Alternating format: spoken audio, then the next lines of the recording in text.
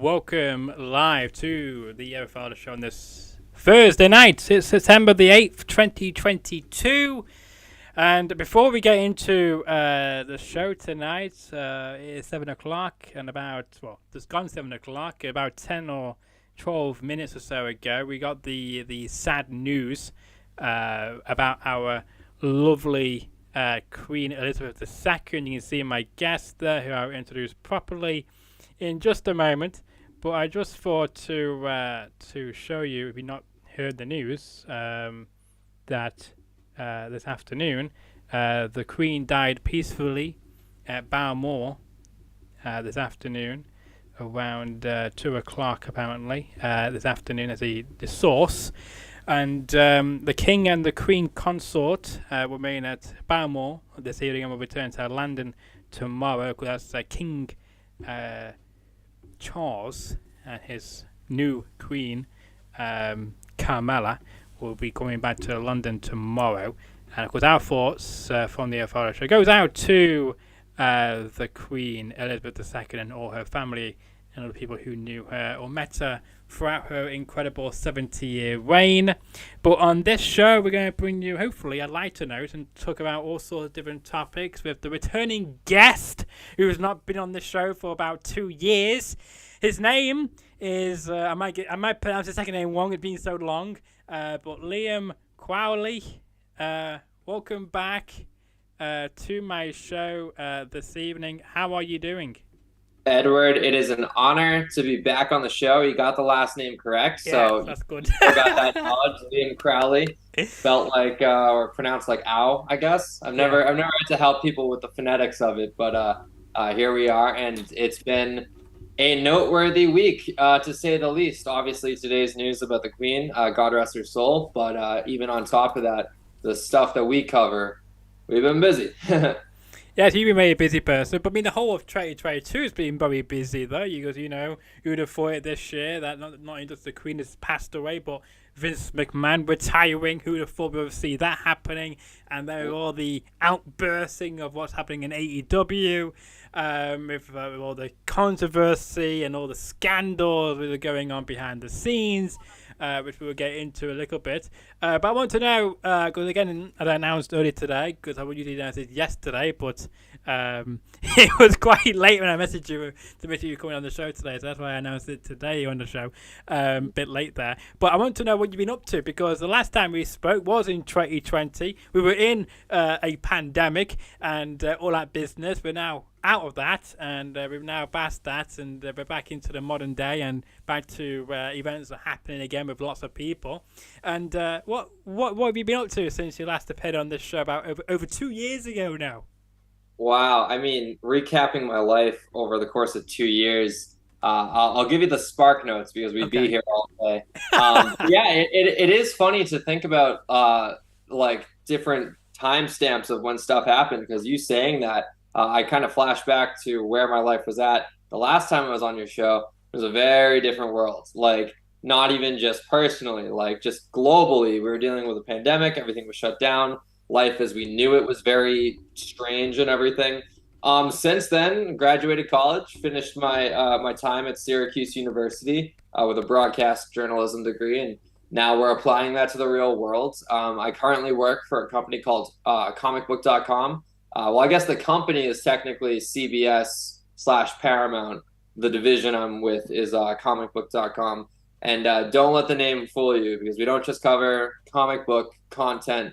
It's all things pop culture. So I've been very fortunate to have a lot of high-profile interviews. Yeah. Starting with them back in May, I believe, or June it was. And I do everything from Marvel content to Percy Jackson content to right now there's a big focus on wrestling because of how the news cycle has been going. And I've had the privilege. Yeah, go for it.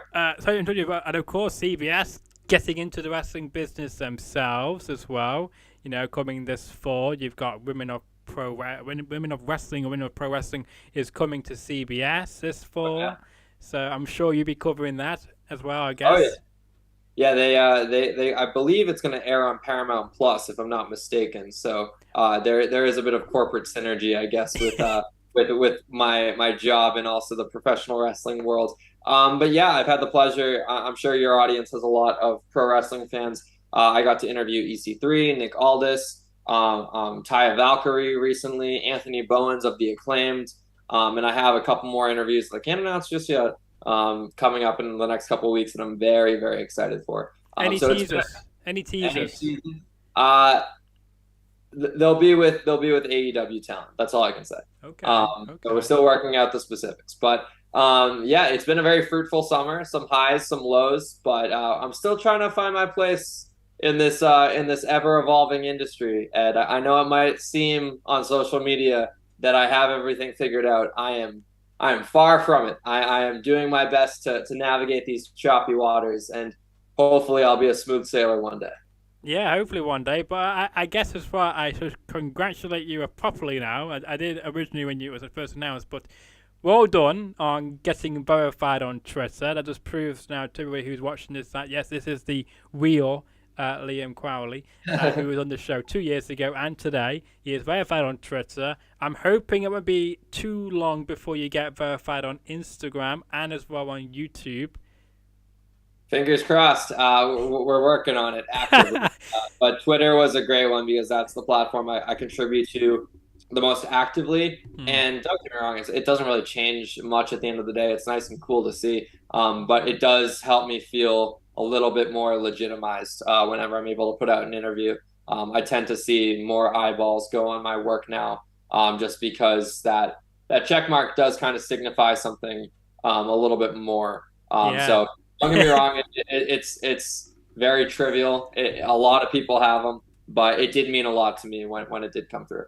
Yeah, well, all I can say is congratulations to you on that, and hopefully, because I saw you got over 2,000 followers now. When we first chatted, you had about, I think, either 900 or 1,000 followers, so you've definitely improved on that aspect since we last talked. And as well, your YouTube channel as well. I remember you had about maybe 11 subscribers, so you've got maybe over 500 or something now, with all the extra content you do, with all the interviews you're allowed to upload, from the comic book and from the direct podcast as well, and as well with all your vlogs you do and other reaction type videos, which I've been very impressed of, and keep doing those as well. I know you took a bit of a break from YouTube in that aspect of things. Would you be doing some more things on YouTube as well? Yeah, I'll be back on YouTube soon enough. It was just more about figuring out my schedule and everything, because it was a new job. It still is a new job, still very fresh, and I have a system under me at this point. But at the moment, I still work from home because we're still bringing people back into the offices. So once the office becomes a thing again, because right now it's just limited in terms of getting people working in person. Once that does become a thing, that'll probably shake things up again. But yeah, I'll be back on YouTube soon enough. I really wanted to do some reactions to the MJF and Jon Moxley promo, but I was working during Dynamite and I was doing a lot of TikTok stuff. So are you on TikTok? That's good to know. For me. When I post this clip, I can just take you on TikTok as well. I did not know that, so that's good information for me. Yeah, TikTok. I love that app because if you know how to work the algorithm, you can really reach your specific audience very quickly in ways that it's difficult to master on Twitter and Instagram. Like that kind of just takes a lot of time and a lot of luck, to be honest, in terms of the right people sharing your content. TikTok, you can very quickly navigate those waters, to make another boat metaphor, and find that audience that you're hoping to reach. So right now I have my own personal TikTok account at Liam T. Crowley, just like all my other socials, where I just kind of post whatever I want on there. And then I also run Comic Books Wrestling TikTok account, which we just started last week, and we're already surging to over 500 followers. So wow, okay. Well, I pat myself on the back, but I also give a lot of credit to the news cycle because, there's new developments in the CM Punk story every single day.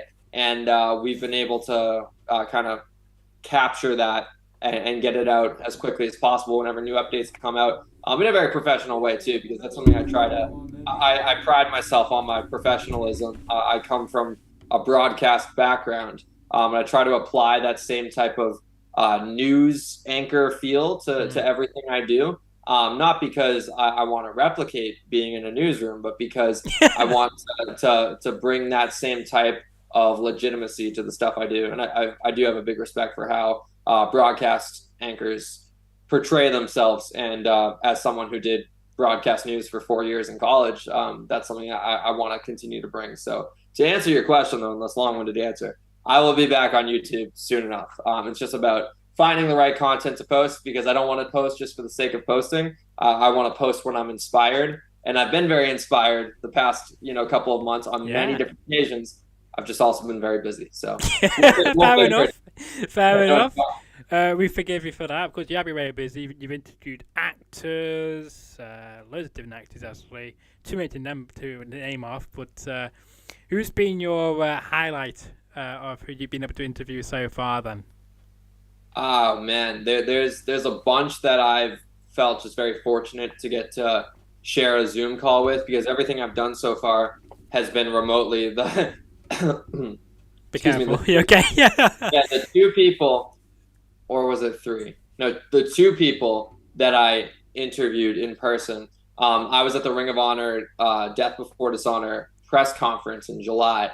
So I was one of the reporters asking questions there. Nice. And that wasn't like a formal interview, but that was my first time. Like, I've been doing this for 3+ years now. That was my very first time getting the chance to do it in person, essentially. And locking eyes with Claudio Castagnoli and asking him a question was terrifying. I was so immediately humbled in a way that, not to say I don't feel like I'm good at my job. I feel like I'm decent, but just, locking eyes with a guy that, is this larger than life presence was pretty intimidating. Tony Khan as well. I've had the pleasure of speaking with Tony at length, both on camera and off camera. Yeah, he's an amazing guy. I look up to him so much, but he was someone who, it wasn't until the last maybe 2 minutes of our conversation off camera that I calmed down a little bit. I was still very oh my God, this is so intimidating. Those are the in-person ones. Virtually over Zoom, had the pleasure of chatting with Lawrence Kasdan recently. He wrote The Empire Strikes Back and Return of the Jedi. Brilliant Star Wars mind. Saved George Lucas, probably one of the most important people of the franchise, or to the franchise. And then also, I loved getting the chance to chat with EC3 and Nick Aldis recently. Both guys are just storied veterans and have very unique perspectives on the industry. Also, Matt Cardona, he was awesome to speak with. Zack Ryder was my favorite wrestler growing up. So to get to chat to him now, when he's kind of at the prime of his career, was really, really cool. So yeah, those were a couple of highlights, and I know I'm leaving off a bunch of others that I can't think of right now. But yeah, it's always ridiculously rewarding to get to share conversations with people that made me want to do what I do at the end of the day. Yeah. Well, I got two questions for you. Number one, did Nick Aldis tell you about how what he did before he got into wrestling? Did he tell you that or not?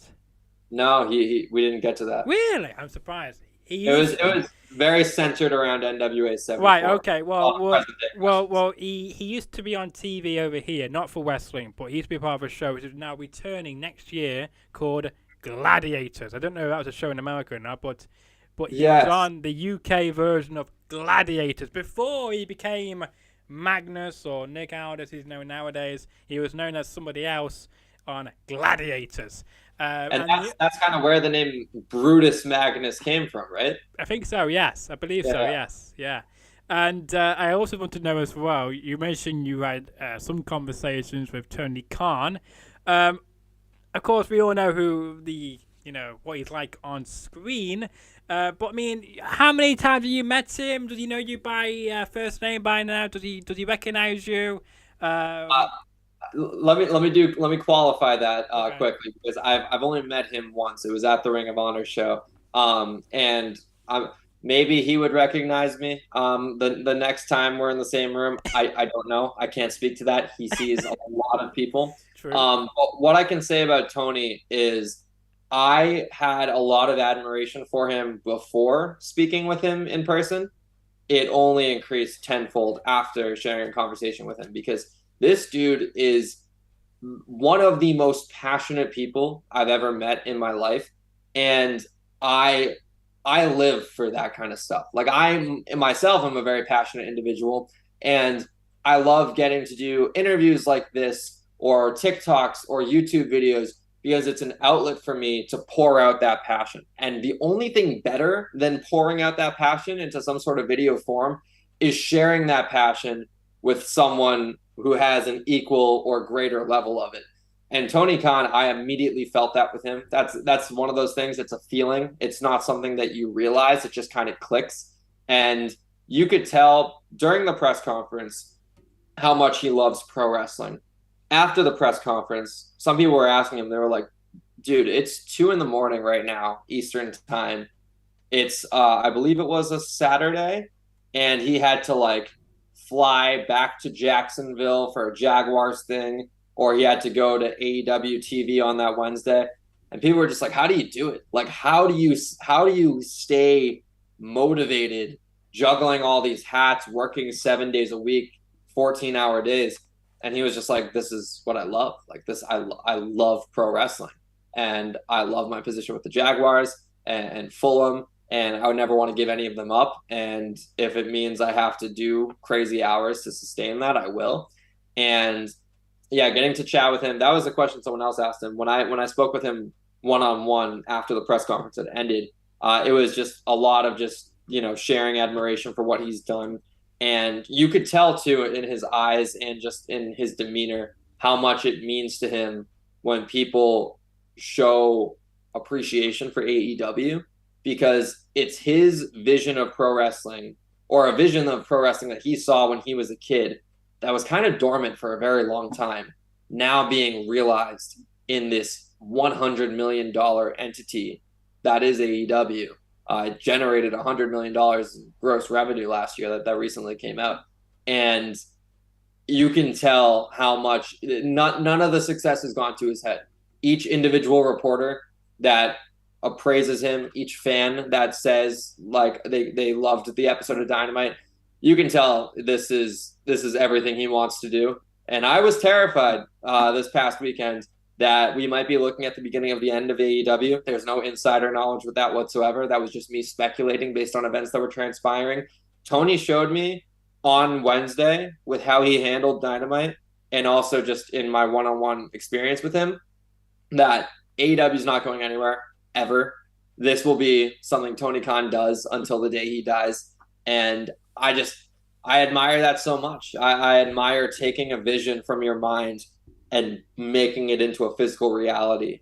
And you see what happens when you do that. There's millions of people around the world that are now reciprocating that same passion and energy. And it all started because this one guy who just happens to have a lot of money in his bank account loves pro wrestling and now has the ability to fund his vision of pro wrestling. Well, and we get to enjoy it every single day. Well, let's just back up on some of these claims, okay? Because there's been a lot of lies spouted by Tony Khan over the past few years. I'm not gonna hate on Tony Khan or hate on AEW or anything like that, but he has told some lies over the past 3 years. One of them was you would never see any blood on the TV show. Within the first week of the TV show came on the air in October 2019, we saw blood. That's one lie we got. But the other one is, as well, not really a lie, but a statement. He's never really gotten anywhere close to WWE ratings. And they've been in there now for 3 years. 3 years next month, officially, won't it? And, they got 1.4 million the other week with the Jon Moxley, CM Punk, the World title match, which was an incredible match, obviously. But have they gotten close to that since then? I'm sure, because the viewers over here in the UK, most of them probably not seen the recent episode of Dynamite just yet. We got to wait until tomorrow night to see that at 9 o'clock on ITV4. But has the ratings come out from the show? I'm guessing they come out by now. Has the ratings done well this week with all the controversy that's happened surrounding the whole CM Punk, Young Bucks, Kenny Omega situation? Yeah, so the ratings haven't come out yet. I am like holding my breath, waiting to see what the number is, because I'm sure a big number of people tuned in just to see what will happen. You would have to imagine it's going to be a fairly sizable number, but the number is not an indication of what's to come. This week will be an outlier, good or bad, Yeah. because either a lot of people tuned in just to see the fallout and they won't tune in next week, or upset at All Out that they're not tuning in this week, but eventually they'll come back. They'll come back in. Oh, you think you think they will come back in once the CM Punk or the Young Bucks or Kenny Omega will come back? You think they will come back then, or do you think they'll come back in a few weeks' time, even if they're not back? Well, that's the thing. I don't think that it's going to be a situation where viewership's going to drastically teeter week by week. If there's a big drop off this week, I think they'll slowly build their way back up to where they were before. If there's a big peak this week, I think it'll slowly drop off until they get back to where they were before. To qualify your statement, I don't know. I don't remember the blood comment. I believe it in the sense of like that's something that you would probably say before going on the air in terms of potential advertisers and everything. But as for the ratings stuff, AEW has yet to beat Raw in total viewership. Oh, SmackDown. They've competed. SmackDown, sure. SmackDown is, I don't want to say it's an exception, but SmackDown has the luxury of airing on Fox, which is just a channel that's more regularly available compared to a USA, a TNT, a TBS, etc. And I know it probably sounds like I'm just like an AEW defender here. I do want to play both sides to the situation, because even though AEW hasn't beat Raw in total viewership, it has beat Raw on a couple of occasions in the 18 to 49 demographic, both in viewership in that demographic and in a rating. And it has competed on one occasion with a SmackDown that aired on FS1. So again, a different channel from Fox. That's right. They were able to compete in total viewership. I believe they beat them in that demographic that everyone is so sick of hearing by now. But the idea that, just because AEW hasn't beat WWE's main roster shows in total viewership means that they're not a competitor, I think is misjudged, because I think it should be looked at as, here's a company that is, been on TV for less than 3 years, and it's already putting up 7 figures of viewership on a regular basis in an era where streaming is king. Like, WWE has the luxury of airing on broadcast television for 3 decades now. So as people start to shift towards streaming, they were already WWE fans to begin with, and they're going to tune into cable for WWE. And we've seen a massive drop-off. Raw used to regularly do 4 million viewers a night. Now it does between 1.5 and 2 million. 2 million viewers for Raw is now looked at as like a monumental number. So the fact that AEW is birthed in this era of streaming, they're trying to get people to go away from the streamers to try something new, while WWE has the luxury of trying to get people to go away from the streamers to go to something that they're already familiar with. So will AEW ever beat WWE in viewership? I don't know, because WWE is a powerhouse. But the fact of the matter is that for the time being, they are proving to be at least competitive. The idea that they're getting washed by WWE every week is not true. They're also not going head-to-head with WWE. When they did go head-to-head with a WWE program, that being NXT, they beat them in 76 out of 77 weeks in total viewership. Like, that's pretty telling right there. So I don't know. But I mean, NXT, though, is really just a, developmental band. It wasn't really, it wasn't the same character as AEW is, where you got like all the big stars appearing on that kind of NXT. It's like the future stars, and it was obviously too easy, to compete with, because it was kind of predictable that AEW was going to beat there, because again, different star power were aligned, weren't they, at that time, and that's why eventually they decided to get off that night, because they knew that they couldn't compete, because they didn't have any star power to compete against, did they really? It's a good point. NXT was very much a distant third to Raw and SmackDown being the 1 and 2, but I will put another qualifier on that. The NXT had the luxury when it first went head to head with AEW. Triple H was describing it as a third brand. So even though it never was though. Sure, but like even though it might have been now looked at as it was always developmental, back then it was looked at as this is the brand we're going to send to compete with AEW. And on top of that too, when NXT first was going head to head with AEW, they were put in main roster storylines. That fall 2019, NXT was put in Survivor Series. They did a lot of things to try to get eyeballs on NXT to take away viewership from AEW. But it didn't work. It didn't work. So obviously those are two different things because at the end of the day, NXT was still a distant 3 to Raw and SmackDown being 1 and 2. But I think the point still stands that AEW is a competitor at this point. They have a competitive nature to them. When it started out, they kept branding it, strictly an alternative. Now, like, I feel confident that it's going to sustain its viewership and it's only going to keep growing or at least stay around that low 7-figure mark. It's hard to tell streaming nowadays because, cable TV might be obsolete in 5 years. We really don't know. Well, one thing I do know, and this is what Nick Khan said recently, he said that Netflix might be the next broadcaster to take Raw and SmackDown on. So it'd be quite interesting to see that live on Netflix. I'd be interested to say into USA or Fox, so we'll see what happens there. But with the AEW, I feel AEW was is a bit like TNA back in the mid to late 2000s, early teens, I would say. That's what it feels like to me from AEW. It feels like that type of content, that type of action happening at the moment now. So we'll see what happens.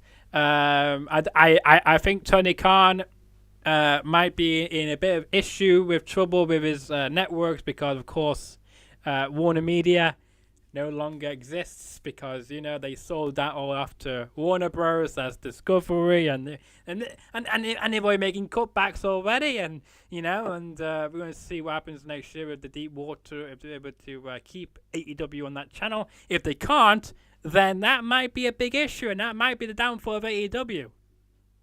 Well, that is a big if right now, right? Like all eyes are on this TV deal, and that's one where I will step back and I won't be the devil's advocate, if you will, look at this situation completely objectively.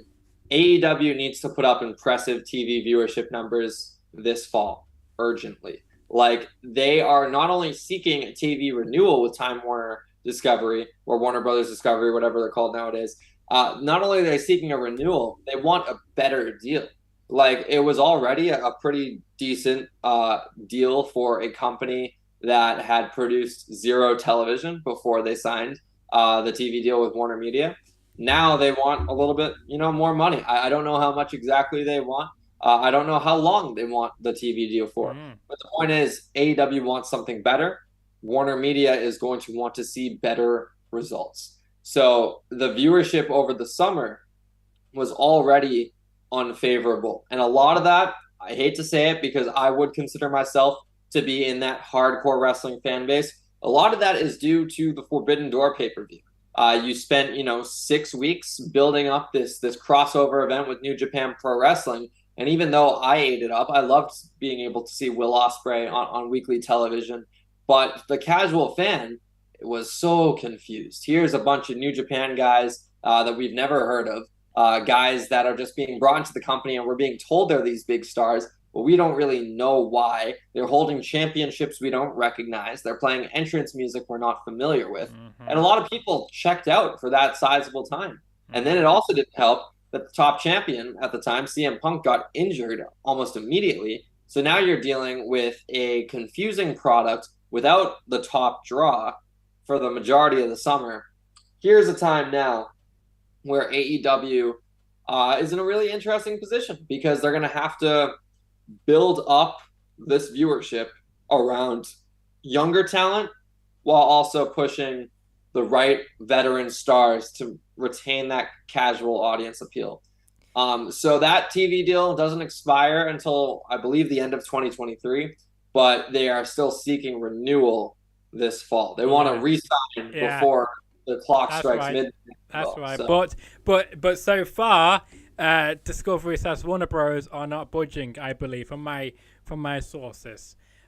seem quite reliable, but you may have better sources than I do. But I'm not making it up, but I do have some sources. No, I believe it. Everyone has people in our industry that they talk to. And yeah, I can't really comment on the current status of that TV deal. But yeah, it'll be interesting to see how it's Victor Zaslav who's the I believe president, chairman, CEO, the top title at Warner Media right now, and he's been bringing down the axe on a lot of the streaming projects, Yeah, CNN, film projects. Yeah, they haven't turned to cable television yet. Will he be impressed with what AEW has done so far? I don't know, because back in the day, the reason why WCW was able to air for so long, even if its viewership went up and down, Ted Turner was a massive pro wrestling fan. So if there's high executives that are already a fan of the product, they might look on it with rose tinted glasses. If they don't get pro wrestling, which a lot of people in Hollywood don't, they're going to be a lot more critical. AEW regularly being one of the top viewed shows in its prime time slot on Wednesday nights is a good thing. But just because you hold the number one spot doesn't mean it's impressive. Like, that viewership is going to be what's impressive. So, it remains to be seen. That $100 million profit is a good thing. that's going to help boost them. But it's one of just a few variables that will be at play. Yeah, absolutely. And when you were last on the show, you mentioned in 2020 that when you left college, you want to go straight into AEW. Do you remember you saying that to me back in 2020? Probably. I believe it. You did. The clip of that is actually on my social media if anyone to check out, by the way. But the point is that still your goal, or are you now looking at anywhere really, including WWE, because of all the changes happening there? Because a lot of eyeballs have now gone back to WWE because of Triple H taking over from Vince McMahon. I got a lot of weird specific goals, Edward, when it comes to... You can tell me. I want to know what they are now in 2022. Sorry, what was that? I would love to know what they are now in 2022, because again, a lot of players changed since 2020. Well, a lot of things have changed, but a lot of things have also stayed the same. Okay. And I see that in the sense of I've always been someone where I want to maximize all of my passions, right? Like I try my best to balance my pro wrestling coverage with my Marvel coverage, or just film coverage in general. It's a little bit easier at comicbook.com because it's all under the same roof, while with my previous employers, it was kind of divided between multiple different outlets and all that. And I loved working for them. I still have a lot of admiration for them. I might, even return to them one day. Who's to say? But the point of me saying that is covering this stuff has been fun, but I always want to take it to the next level. One of my ultimate goals, I can't say my definitive ultimate goal, because there's so many different boxes I want to check. But I do want to do pro wrestling commentary eventually. I do have a bit of a sports background, like I said, broadcast degree. I've called my fair share of every sport: baseball, basketball, football. I believe I even called a hockey game once. I know how to call pro wrestling, just in terms of how much I've watched it. I don't have full-on experience, but that's something I would love to dive into with maybe an independent promotion that's local to me. But yeah, working for an AEW as a commentator, as a backstage interviewer, as just an on-air personality would be a massive, massive dream come true. And I believe I'll do it. That's the thing, is I'm not someone who just puts dreams out there. Oh man, that would be awesome, right? I believe if I work towards it, I'll get there. And so we'll see. And like I said, I'm not locked into just one company as to where that would be. Of course, I'd love, if WWE called my phone, of course I would answer and probably accept without them even saying a sentence. Gotcha. I would love to work in the pro wrestling industry at some point in my career. As for the flip side of things, red carpet premieres. I need to to do a Marvel red carpet premiere before my 20s are up. That's one of my ultimate. A bit like Chris Van Vliet, who you had the chance to interview. I think it was thanks to me. I don't know how that worked, but I'm glad you got to interview him. Of course, for some reason he's never returning on my emails or messages, so I don't know. He gets so many calls and texts. It's nothing personal against you. He probably just literally hasn't seen it. Fair enough then. But at least he saw the one which I treated you in with him, and I think that's the one which you hooked up with. I think he saw that and reached out to you or something, didn't he? After you reached out to him and you ended up him back. I remember we had that discussion 2 years ago, and then all of a sudden you had him on your show shortly afterwards. Yeah. The timing was just kind of funny, and I don't know exactly how it worked out, but it did work out. And, Chris is one of my personal heroes. He's done just about everything I want to do. He's very much laid the blueprint. He's shown me that it's possible to sit down with actors in a press junket, and also sit down with wrestlers and interview them.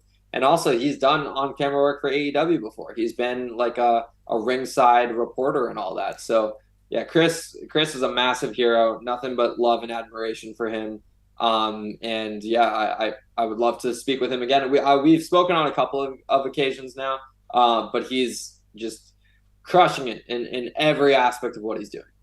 Yeah, most definitely. And another thing as well, I have to say, is last time you were on the show, I think a few months after that, I had on White Said Fred, that famous song, I'm Too Sexy. So they came on the show, and then of course you saw last year I had Eric Bischoff on the channel, then I had Terry Wunnels on the channel, which was mind blowing, and of course with the Ascension separately on the show as well. Who else? Oh yeah, we even had the band Web Theory on the show, who did Randy Orton's song and performed live at WrestleMania. So I've had some cool guests on as well, and you were quite honoured to be a part of that collection as well, because you were on there before that happened. So there you go. But I wanted to know, you mentioned about going into commentary. Now, of course, you've probably seen your good friend Charlie Goldberg plugging and promoting about his work in pro wrestling. What do you make of his work? Are you liking his work, or do you think, I think I can do better at that? Oh no, Charlie has me laughed right now. Charlie he's a sensation. He's a prodigy. I love that kid. I hate even calling him kid because I feel like that sounds like demeaning. But he is younger than me. So I guess it's appropriate. But Charlie is the best. He was someone, I hate even saying like past tense because it makes me feel so old. You're not older, are you? About what? Early 20s or something? 22, man. Hey, you're 22. I'm still kicking it. I'm older than you. I'm not who's feel older. Well, thank you for making me feel young. There you go. The days go by quicker once you graduate college. But yes, most definitely. Charlie, my senior year at Syracuse, he was someone that I guess he gravitated towards me, but the feeling was reciprocal because he had the same passion and energy and just hunger to do any type of content that I had when I first walked in to Syracuse. And I still have that same energy, but fortunately I've had, hours and hours of experience under my belt by now. I remember just being like a dog waiting to just be like let out of the crate and all that, and just run around because I was so excited. And he was the same way. And I was honored that he reached out to me because he saw my wrestling stuff. And I mostly get recognized from my Marvel content just because I tend to do more high profile stuff with that kind of stuff. But whenever anyone compliments my wrestling work, it really does mean a lot because I'm so passionate about it. And yeah, he's someone who, if you're listening to this right now and you're someone who's a fan of media in terms of the personalities that cover this stuff that we love, Charlie's someone to watch out for. He's going to be a superstar. He already is a superstar in many aspects. And I hope we get to work together again someday because getting a little little crossover in our professional lives while I was a senior and he was a freshman was great. But he's someone who I hope and I do envision our paths crossing again. And his passion for pro wrestling is hard to be matched. He's incredible, and I have seen plenty of his commentary clips. He knows what he's talking about, and he's at Syracuse University, and that's the same alma mater as good old Michael Cole. So he's in the right place. If he does decide to pursue pro wrestling commentary full time, he'll have nothing but success. So you're saying that he could become the next Stooge, the next Michael Cole, then? Yeah, I'll say it. I'll say it on this podcast. Sure, Charlie Goldberg. Maybe the next Michael Cole, but more importantly, the first Charlie Goldberg. Well, yeah, it's interesting to say. Now, you mentioned a moment ago about you've checked out his commentary then. Do you think he's a bit cocky being a New Yorker? Or do you think his commentary is very good compared to the great Michael Cole of them all? Just say, yeah. Well, I mean, I love Michael Cole. Even before, a lot of people have complimented his work recently, saying he's doing the best work of his career. I don't know about that, but yeah. Well, here the thing is, I do think he's putting in exceptional commentary these days. But I've always loved Michael Cole. He's someone who, despite people can complain about the verbiage that's used, and Vince McMahon being in his ear for all those years. But he's someone who always had like a big match voice. Like when he was calling it, I was like, oh man, like this feels important.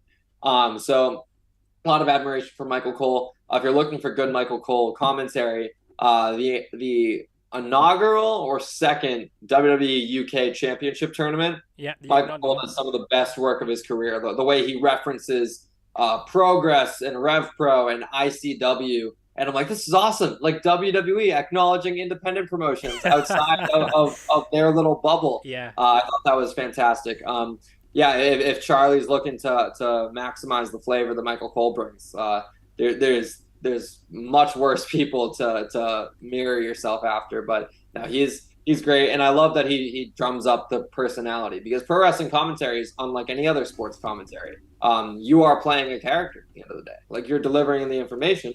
But there's baby faces and there's heel commentators. And when you get to kind of act like that larger than life personality, it only behooves you going forward. So he's doing it right.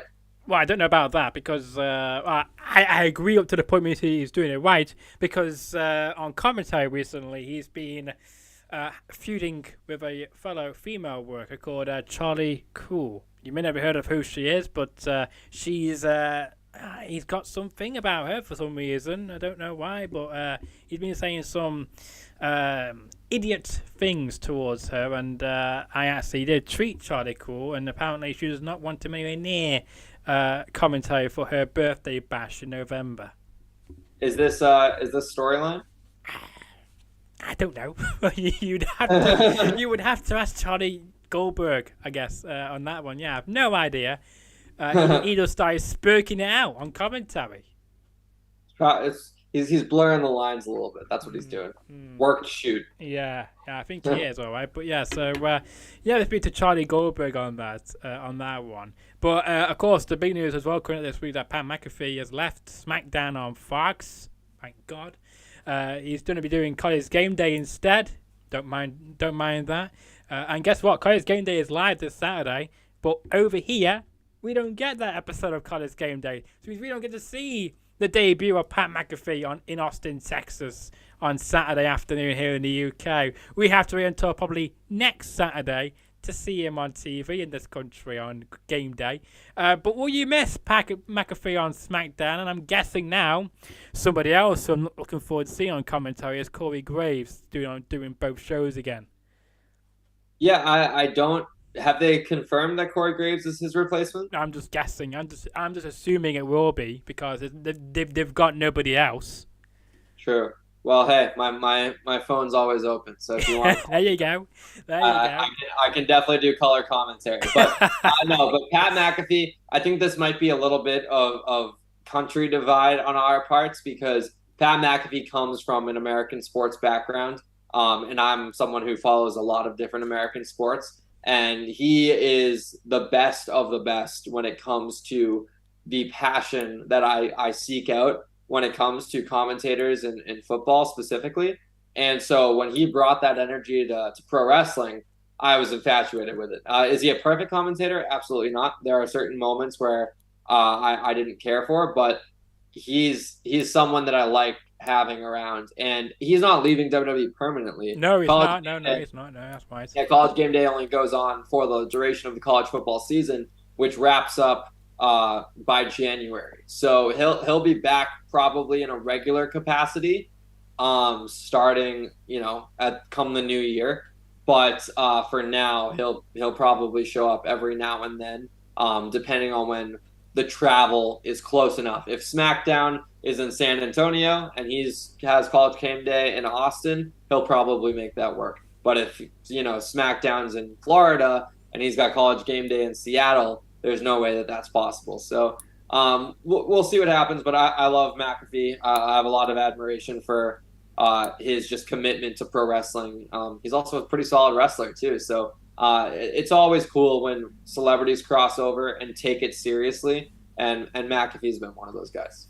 Yeah, well, I have to say something about that because, of course, Pat McAfee, I don't dislike him as a person or his show. He's done a fantastic career for him. It's just certain things he says on commentary. It's like, what on earth are you talking about? Just be quiet, It's like he mentioned about, I think it was last week, or the week before, when it was a live episode of SmackDown. He said it's been 40 years since the last came to the UK, when actually it's been 30 years. He didn't even get his facts right as well. So that's like, something he could have prepared on or got Michael Cole to double check before he just spurred it out on live TV. There's been other instances as well, like, calling Roman Reigns the greatest of all time. Nobody is the greatest of all time. The fans get to decide who is the greatest of all time, really, and who is on their Mount Mashable. I mean, there's other comments he said during the match. It just spurs out absolute nonsense. It's like, what on earth are you talking about? Those things just get on my skin. But I mean, I'm no big fan of Corey Graves. He just spurs absolute rubbish every time he opens his mouth. Blech, comes out of it. I believe anyway. That's my opinion. But I'm not looking forward to having him on commentary every week. Of course, there's been many people, wanting Wade Barrett to be on commentary. I'd be quite good. I will listen to him more than Corey Graves. Yeah, well, everyone you mentioned, I'm an overall fan of. I like Corey Graves to a degree. I think he's best served in a 3-man booth because when you speak less naturally in a 3-man booth, you maximize the time you can speak. And I feel like he's better served when he's maximizing the time he can speak rather than having to just fill the silence anytime the play-by-play man takes a breather. So I do enjoy Corey Graves in that capacity. I already said my admiration for Pat. Wade Barrett is decent. I think he's better when he's being Wade Barrett and not being told to be this like big character. Like, you can tell he hams it up at certain points because they want him to kind of have like, oh my god, there's Mandy Rose and everything, and I'm like, that feels a little scripted and all that.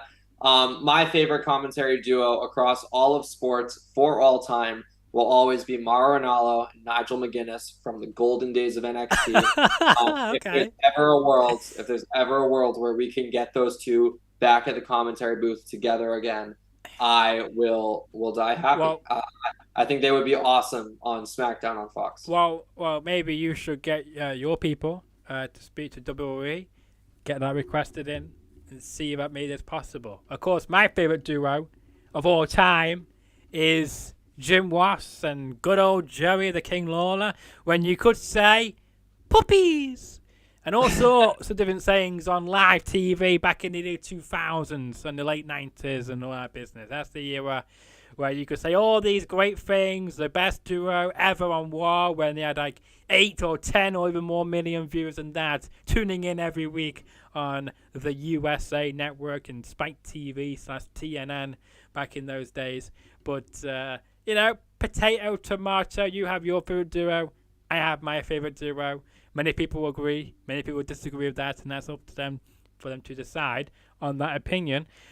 Before we let you go, because originally you said you'd be free for half an hour, it's now 50 minutes.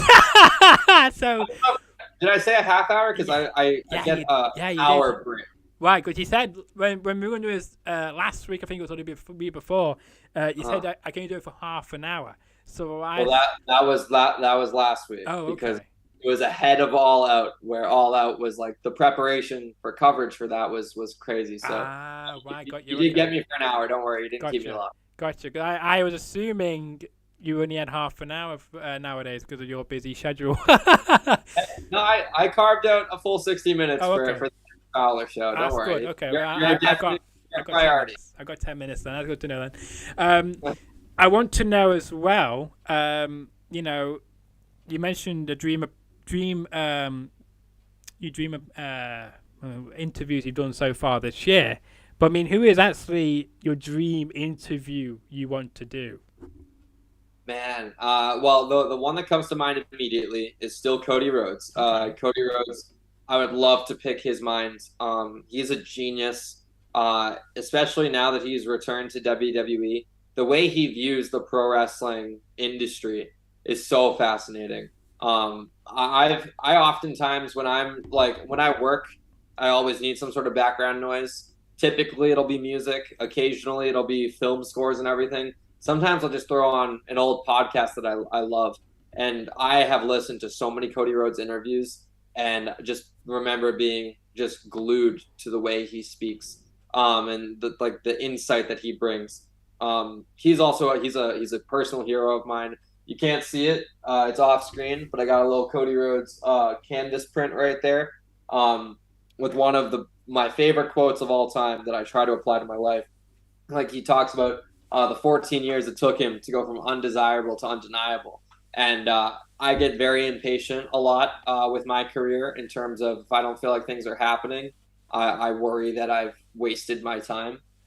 Cody Rhodes' journey has told me that, it's a marathon, not a sprint. Maybe it took him 14 years, but he is very much one of the most undeniable figures in our business today. So getting to speak to him, tell him personally my admiration for what he's done inadvertently for my life and for my career would be awesome. But also just to get to hear him tell some stories would be pretty special. Didn't he treat you back, or we treated your treat? I remember you treated him, and then he actually responded to you, I believe. I remember seeing something on Twitter where he did respond. I believe it was you. Yes, I did a project for my public speaking class back in the day, and it was kind of a tribute speech to his career, just kind of walking through everything from his early WWE days up until at that present day where he was in AEW. And I improvised the whole thing. That's like, I just literally know his career that well at this point. And I tweeted it out just because I was proud of the final product. And he gave it a like and replied with some nice words. And that was a moment where I just like kind of stopped and was like, oh man, like if I work hard, like I can accomplish anything. Cody Rhodes saw my like little project. So that genuinely meant a lot. Outside of Cody, plenty of actors that I love to speak with. Chris Evans, top of that list. Captain America. Matthew McConaughey. DiCaprio. Who wouldn't want to chat with DiCaprio? Tony Khan, which I'm sure is something I'll accomplish sooner than later. Just because I love to pick his mind as well. Yeah, make sure when you speak to Tony Khan again, tell him about Charlie Goldberg. Tell him about how he is the rudest commentator and that he should hire him. And tell him that he's got his just tell him he's the rudest New Yorker and tell him that you should hire him. Well, I think I'd put him over a little bit better than that. But, fair enough. We'll see. We'll get me and Charlie to do AEW Dark. That's what there you go. Yeah, but you need some light humor to go along with that, though, won't you? Oh yeah. But I mean, when you checked out his commentary, we're going back to commentary business again. You must have heard my commentary as well, then. Oh yeah. What do you think? Do you think I could become like a UK, version or or someone better for a UK product for Pat McAfee? Better than Pat McAfee? Or on the same level as Pat McAfee? I think if you stay with it, you'll absolutely get there. And that's not to say you're not in a good spot right now. Like you absolutely are. I love something that you have that is just natural, if you will, is having a British accent. Because this sounds silly, but I love listening to British people call pro wrestling. I don't know what it is, but it just makes it feel grander. It makes it feel more important.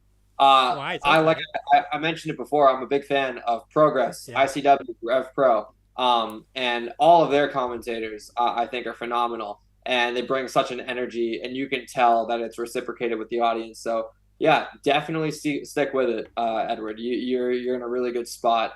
And keep sending me the links when new stuff comes out, because I always love checking out you and Charlie's work. Yeah, well, I will most definitely do then. but no, thank you for the kind word. I'm glad you like the British people, and they're called Nigel McGuinness, and of course Ray Barrett. Of course, when Ray Barrett came into double, he was broadcast from Greater Manchester, but I mean, he was never from Manchester in the first place. He was always from Lancashire. So I'm glad at the end, towards the end of his career in WWE, before he was released, that they got his location correct. They called him from Preston in Lancashire instead of Manchester, because there were two different locations. Yeah, that'll happen. That's how WWE rolls. I'm from Braintree, Massachusetts, and I guarantee they would say I'm from Boston, just because it's more of a well-known area. I don't know, because like Triple H is in control now. It's not Vince, so you might be more respectful of where you actually are from. That's true. That's true. So here's hoping when I come out when I make my dark entrance before Raw or SmackDown, or AEW, or even AEW, you can't rule them out. That's still a priority. I don't know if the commentators do entrances there. I do know they do them in WWE though. Yes, most definitely. But what would be your go-to entrance music then? Oh, great question. Oh man, there are so many that I think would be awesome. I know what mine would be. What's that? Sweet Caroline. Oh, oh, oh. There we go. Only because we keep singing that anthem for no reason at all. We're not even American. We use it for our national team in the football or UK soccer. So I'm not looking forward to the World Cup, by the way, because in Qatar, I wonder if the American fans will sing along with us, because we're in the same tournament. And of course, this is a spoiler, not a prediction. We will beat America in the World Cup. All right. Yeah. Well, we'll be looking out for that. Yeah. I love soccer. I love football. I've been actually following the Prem League a little bit closer this year compared to previous years, just because I'm desperate to be involved with that kind of culture. It just seems so much fun. My entrance music, it's tough to whittle it down to one. You know what I'll go with? I'm kind of stealing it from Noam Dar, because I believe he used it in Progress a couple times. Okay. But Morning Glory by Oasis, I think would be awesome. I'm surprised. I'm telling you, who Oasis are. Man, I know who Oasis but no, I am not a big fan of Oasis, but yeah, because they are, as we would say, City fans, and of course, if you know me by now, I am a United fan. Pluggo, thank you for subscribing the other day. Thank you for that, much appreciated. And he said, "What's up, good friends?" Well, thank you for tuning in, and hope you're enjoying the chat of all sorts of different topics. But I must appreciate for you to subscribing to my content. I hope you're liking what you're seeing so far. But no, because I'm a United fan, and you've probably seen the first two games of the season, we didn't do very well. But we've now got the momentum, got some great players, and it looks like we're now starting to play as a team. We've dropped Maguire, yay! So that was a big bonus in that, because Maguire was probably the biggest letdown since we got him. But I'm glad he's not been playing as much, so I'm happy about that, and it's showing on the pitch now as well. Mm-hmm. Well, you're in a better spot than my team. I'm a Chelsea guy, Oh, and yeah, you just fired your manager yeah, we yesterday. just fired our coach. So we'll see how we recover from that. But yeah, You just got a new coach, Graham Potter, the Brighton manager who beat us in the first game, I believe it was, of the season. So you got a good manager there. But when we come back to face Chelsea, when he's the manager now, we will beat them because we've got one over on Graham now because he may have got us the first time, but not this time around. And Pluggo says, no problem, it was an easy decision. Well, thank you very much. Very kind words from you there. But much appreciated for you for subscribing. But yeah, easy decision that is. But so there you go. And I want to say as well, we have been showing your social media off and on. And we'll mention it right now before we end this chat. On Twitter, you can find Liam at Liam T. Crowley. He has a verified tick on Twitter, means you know it's really him. On Instagram, it's just the same on Instagram as well. He's also on TikTok, which is the same name on TikTok as well, Liam T. Crowley on TikTok. I'll be checking out your TikTok, by the way, and I'll be tagging you in a clip, which will probably be tomorrow because as we're speaking right now, Manchester United are playing, so I want to enjoy that, and hopefully we will beat Real Sociedad in Old Trafford right now. I'm hoping we've already scored by now. I hope we have, but I'm looking forward to that. I hope, Liam, you will come back on the show, but you never know. By the time we speak again, you might be hired by a big company. So, but hopefully it won't be too long before we speak again because we've waited 2 years. Yeah, it's been way too long, Ed. We'll have to do this again very shortly. My schedule is, it's busy, but I'm always happy to make time for this show. And yeah, if we can kind of speak it out into the universe, and I'm able to guest on this show one day, and you can introduce me as a member of the AEW team, that'd be pretty cool. That'd be pretty cool. So we'll see what happens. And I promise you, if and when we get there, I'll still come on your show. That there won't be any type of corporate obstacles that will prevent me from yeah. Well, that's good to know because I am going to be breaking some rules about the corporate thing because I had on, as you probably saw, or maybe not, I had on David Marquez, who is the guy from Championship Wrestling from Hollywood. And he told me to contact 2 people who help with the creative process of the Championship Wrestling from Hollywood. One being called Daniel Hill, I believe, and who I'm in contact with, and the other guy is Peter Avalon. Okay, so he's working with him to get him on the show with Daniel at the same time. So we're going to break some rules if we get him on the show with Daniel. So I might be getting some interesting comments. Peter works for AEW, you know that? Well, I mean, he might be a free agent and whatnot, but he was on AEW last week, though. Yeah, he's on Being the Elite very recently. So yeah, he was on Dynamite last week as well. I watched him on ITV4 being demolished by I think it was. Morrison. Yeah, that's right. Yeah. Mm-hmm. Yeah, but yeah, can't wait for that. If he decides to come on the show, hopefully he does with Daniel. But there you go. And if you enjoyed the episode, make sure to give it a like, share it to all your friends. Tell them more about Liam Crowley. Tell them more about me. We're at 187 subscribers. Can you help me to get to 200 subscribers? If I just keep mentioning that, it's working so far this week. I started the week with One Man Crew, who is a pro wrestler, actor, musician, what you want to call him. I had 185. By the end of the week, we got 187. So will we have 188 by the end of today, I wonder? I hope so. If you got a question or a comment you want to leave, let me know what it is, or any comments about the show. If you agree with my comments about Tony Khan or not as well, because he did lie on a few occasions. I'll tell you one example of that, and I'm sure Tony Khan will be happy with me, but I'm just stating the facts. Once you lie, I can't trust you again. That's the thing about lying. How little it might be, I can't trust what you're going to say next. If you're going to say it, I think you're going to do it. If you don't say it, then you probably won't do it. But anyway, and as well, if you're new around here, if you enjoyed the content and want to see more, then subscribe to my channel. You never know who may be on next, and I can't wait to be welcoming on Jack Rose back onto my show in a few weeks. The last time I was on Jack Rose, we didn't actually finish the show. My internet cut out, And that was the end of the show. So we never say goodbye or farewell or anything like that. So hopefully this time we won't get cut out by my internet connection. But until then, enjoy the rest of your Thursday night and enjoy the rest of your week as well.